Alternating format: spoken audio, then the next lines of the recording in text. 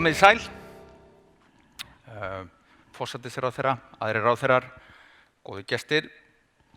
Ég veit ekki hvort þið þekktu lagið sem var hérna undir þegar ég gekk inn. Það var smá sjokkir í gærkvöldi klukkan svona 11 þegar Védís spurði hvaða lag ætti að vera undir þegar ég gengi á svið.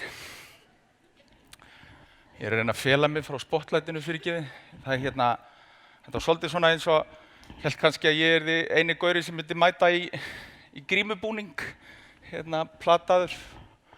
Þetta var auðvitað Tom Jones með góða lag Green Green Grass of Home. Það er einn vinkill held ég sem að er búið að komin á fjármálageirann aðeins hérna en það er aðeins spurning hvað þetta snertir fyrirtæki á Íslandi í dag, topic dagsins. Fjarri öllum flóðasvæðum Bangladesh og svo framvegis. Hvaða áhrif hefur þetta beint á atvinnulífið á Íslandi í dag? Það sem ég starfa með fjármögnun fyrirtæki allan daginn og það er þannig að aðgerðir í loftslagsmálum eru farin að hafa stórkostlega áhrif á fjármögnun fyrirtækja, líka á Íslandi.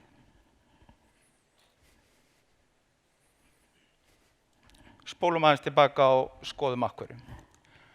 Sameinuðu þjóðirnar stefna á að draga úr losun koltvísýrings til ársins 2020 niður í 0.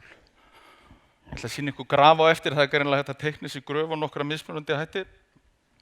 Allir búin að vera duglegir að lita í vikunni sýnst mér, meðal annars við hætti. Sameinuðu þjóðirnar ætla að draga úr losun til 2050. Parísarsamkomulagið, skuldbindingar Íslands og svo framvegis. Evrópusambandið ætla líka að draga úr losun. Það ætlar að vera fyrsta ríkja, samstæða eða landsvæði sem að vera kolefnishlutlaust árið 2040. Og Brussel ræður að einhverju leyti á Íslandi. Ég veit með fullri virðingu ráðherrar en Brussel ræður líka á Íslandi þannig að þegar Evrópusambandið ætlar að vera kolefnislaust, þá þurfum við að fara að hlusta. Og til samanburðar, svolítið áhugavert, þetta er 2050 og Svíarnir ætla að vera 2045. Lengstu skuldabréf á Íslandi eru miklu lengri heldur en 2050, það er svolítið lengri allavega. Og þegar Ísland segist ætla að vera kolefnislaust árið 2040, þetta er tiltölulega nálægt okkur í tíma. Sem dæmi, sem ég finnst svolítið áhugavert, er að félagsbústaðir gáfu út skuldabréf fyrir svona 2 vikum. Þau eru til ársins 2066. Það er lengra frá 2040 fram að gjalddaga skuldabréfanna heldur en frá núna og til 2040. Og þetta er ein ástæða fyrir því að fjármálageirinn þarf að díla við þetta og skoða þetta núna áður en þú kaupir þessi bréf eða lánar 30 ára íbúðalán og þarft að pæla í þessu núna, bæði áhættunni og líka tækifærum.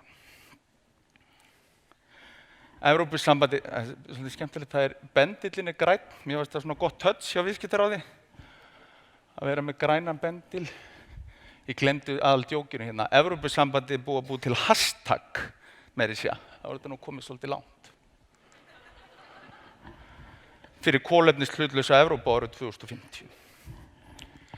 Ef að þetta er ekki nóg, aðgerðaráætlun ríkisstjórnarinnar og boð og bönn sem að koma í náðan því heyrðu það verði einhver priksvipur, það verða gulrætur líka, ívilnanir. Ef að þetta er ekki nóg, það er Reykjavíkurborg stefnir á kolefnishlutleysi árið 2040 og borgin ræður líka. Ég ætla að reikna með að deiliskipulag til dæmis. Við þurfum deiliskipulag til þess að vita hvað við megum gera á svæðum, byggja og svo framvegis. Ef að borgin ætlar að láta taka sig alvarlega í þessu dæmi, þá verður deiliskipulaginu breytt til þess að ná þessu markmiði. Og það kannski byrja nú þegar. Þannig að þetta skiptir máli hér og nú fyrir okkur fyrirtæki á Íslandi. En eins og framkom áðan þá er þetta ekki bara pólitísk pressa og lög og reglur. heldur það líka pressa frá neytendum, viðskiptavinum allra fyrirtækja. Ég held að finni flest fyrirtækina fyrir því að það stórkostleg pressa eða breyting skulum við segja til að byrja með á því hvað viðskiptavinirnir að hugsa. Ekki rétt hjá mér? Svolítið allavega.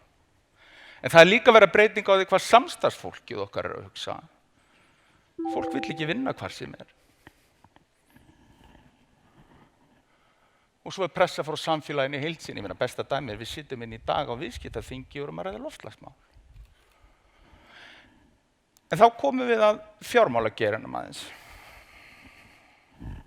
Það einhvern veginn betra að tala banka og fjárfesta heldur en fjármálageiran. Það svolítið ópersónulegt. Annað en bankar og fjárfestar. Fjármálageirin, eins og ég sagði hann verður að díla við þetta eins í dag. Hann verður að kíkja á þetta. Hann getur ekki beðið. Hann verður að kíkja á þetta því hann að lána pening og fjárfesta til áratug og eins og segir 2030 eða 40, jafnvel 50. Þetta ekkert svo langur tími. Þannig að hann verður að díla við þetta í dag og hann búinn að sjá áhættuna. Það byrjaði að finna út í því að það getur verið áhætta í þessu. Og ekki bara áhætta af flóðum, eitthvað fysisk loftslagsbreytinga áhætta, heldur líka bara áhætta eins og nefnt áðan. Kannski verða skattar hækkaðir á ákveðin fyrirtæki.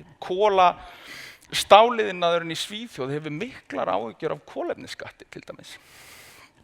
Nú keppast allir greiningaraðilar heimsins að skoða hvar verður stáliðnaðurinn í Svíþjóð þegar kolefnisskatturinn verður tvöfaldaður eða þrefaldaður eða fimmfaldaður. En fjármálageirin sé líka tækifærið í þessu. Við gefum honum það.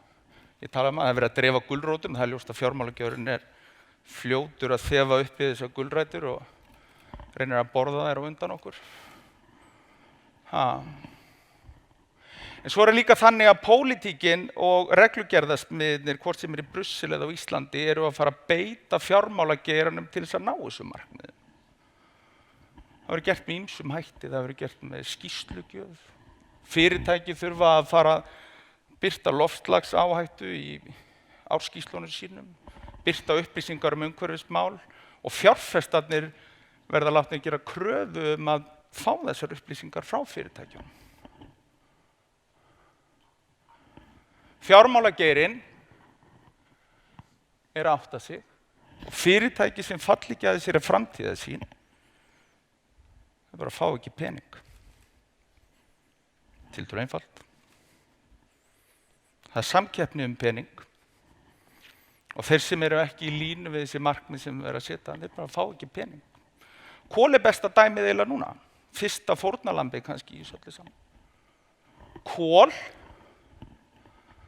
orkuvinnsla með kolabruna, hjá stórum hópi fjárfesta og tiltölulega hratt stækkandi í flokki með klasasprengjuframleiðendum. Án gríns. Bara bannað að fjárfesta í kolavinnslu. Og hér erum við að bera saman við klasasprengju sem eru stríðsglæpatól fyrir sama flokk. Bannað að fjárfesta í því. Og þetta að fara að þróast áfram. Nú erum við bara að taka verstu dæmin út og svo framvegis. En það líka fókus á þau sem eru hluti af lausninni. Þetta þetta besta dæmi lausn í heimi. Þessi mynd af þessari kúlu hérna, þetta Carbfix á Hellisheiði.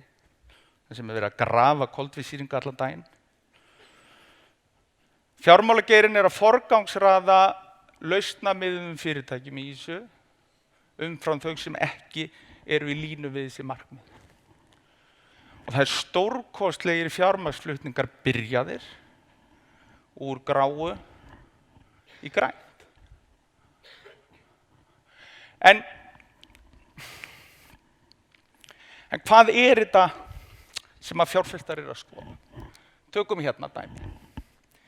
Marel kom út í síðustu viku með sjálfbærni tengt lán. Þar sem að vaxtakjör lánsins eru tengt við losun gróðurhúsalofttegunda í starfsemi Marel. Þetta ekki svolítið magna?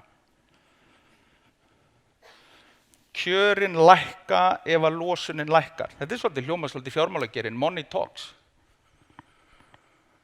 Vextir lækka, það skilja allir sem í business, borga minna, græða meira. Er það ekki? En af hverju haldið að Marel hafi gert þetta? Ég alveg viss að Marel hafi, þeim gengur gott eitt til og vilja vera hluta af lausninu og allt svoleiðis. Ég veit af hverju ég held að hafi gert þetta. Ásthildur situr inn einhvers staðar, hún getur svarað fyrir þetta í hlénu. Ég held að fá bara betri aðgang af fjármagni á betri kjörum heldur en þau ekki gert þetta. Og þetta breytingin sem að verða í fjármálageiranum. Þeir sem með, þeir fá peninginn. Þeir sem ætla ekki að vera með í þessu, þeir fá bara ekki pening. Þið sjáðu það voru fleiri að lita gröf en Clemens. Aðeins annað approach. Það sem að verkefnið hérna á Íslandi, og ef við skoðum aftur hvað pólitíkin að pressa okkur í, hvað neytendur að pressa okkur í, hvað starfsfólki að pressa okkur í, það að fara á losunin okkar hér í dag og niður í 0. Skiptir engu máli hvað hann var 92.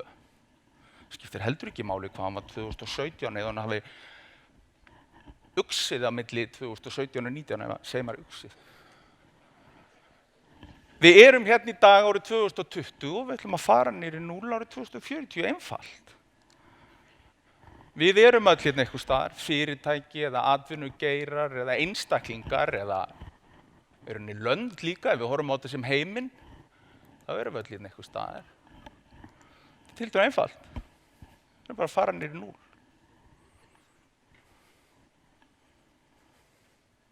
Og þetta eru viðmiðin, þarna kemur pressan og sjáðu, hérna koma prikinn frá stjórnvöldum, neytendum, frá öllum. Gulrætunum verður dreift hérna niðri og það verður allir togaði niður. Þeir sem að komast héðan og hingað eins og kolin, þau eru ekki með. Þeir sem eru hér og komast niður eru með, þeir sem eru hér líka, og þetta er svolítið mikilvægt fyrir Íslandi hér, að því við erum svo græn að mörgu leyti. Ef við erum hér græn í hópið þessara ríkja hér, sjáum við limbóið, það er verið að lækka ranna svo hratt. Ef við erum hér og höldum áfram á þessari leið, þá erum við ekki með. Er þetta svona good is the enemy of great pæling kannski? Jafnvel þeir sem eru grænir í dag og orkan okkar er náttúrulega mjög græn. Ef við höldum ekki áfram á þessari leið hérna niður, þá verðum við heldur ekki með. Við endum uppi eins og eitthvað kólareleg hérna eftir 20 ár. Það er líka samkeppnisforskoti. Við erum að tala um sjálfbæra orkun okkar og græna orkun okkar.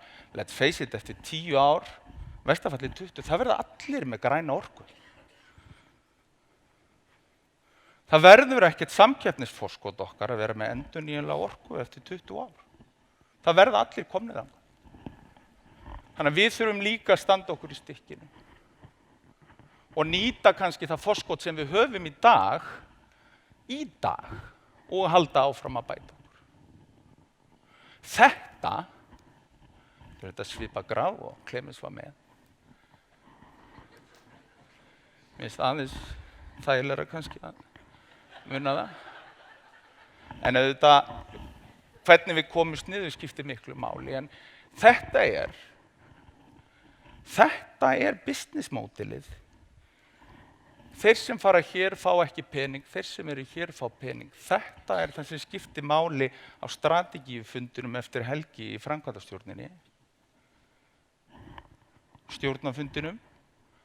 Allar business ákvarðanir sem verða teknar hér þurfa að fitta inn í þetta einfalda litla graf. Af því að þeir sem ekki passa inn í þessa línu, þennan limbo næstu 20 árin, þeir verða bara ekki með. Kúnnarnir vilja það ekki, en þeir líka bara fá ekki pening og ekkert atvinnulíf þrífst án þess að vera með pening.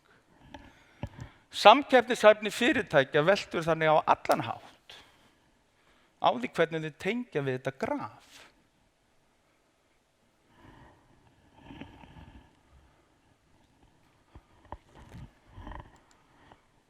Ekki vera klasasprengjuframleiðandinn og verið með í þessari reysu því annars verðið þið bara ekki með yfir höfuð.